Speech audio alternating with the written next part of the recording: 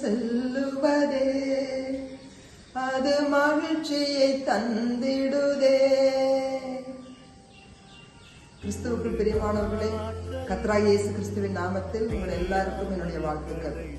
கர்த்தர் இன்னும் ஒரு ஆராதனை நாளை நமக்கு கொடுத்திருக்கிறார். அது அவர் நமக்கு செய்த பெரிய பாக்கியம். ஆமென்.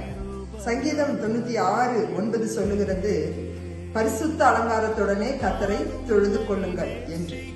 பரிசுத்த அலங்காரத்தோடு கர்த்தரை நாம் தொழுது கொள்ள வேண்டும். ஏன்?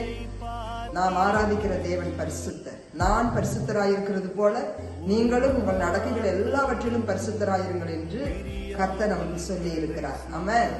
பாருங்க, வெளிப்புற அலங்காரம் என்பது நாம் நம்மை ஆயத்தப்படுத்திக் கொள்வது. ஆனால் பரிசுத்த அலங்காரம் என்பது ஆவியின் கனிகளினாலும் ஆவியின் வரங்களினாலும் பரிசுத்தத்தினாலும் தேவன் நம்மை அலங்கரிப்பது. அப்படிப்பட்ட அலங்காரத்தோடு கூட தேவனை நாம் ஆராதிக்க வேண்டும் என்று தேவன் எதிர்பார்க்கிறார்.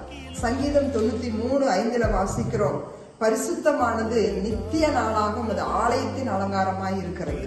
பாருங்க, ஆலயத்தின் அலங்காரம் பரிசுத்தம். நாம் ஆராதிக்கிற தேவன் பரிசுத்தர். எனவே நாமும் பரிசுத்த அலங்காரத்தோடு கூட கர்த்தரை தொழுது கொள்ளுவோமாக. கர்த்தர் உங்களை ஆசீர்வதிப்பாராக. Have a nice Sunday.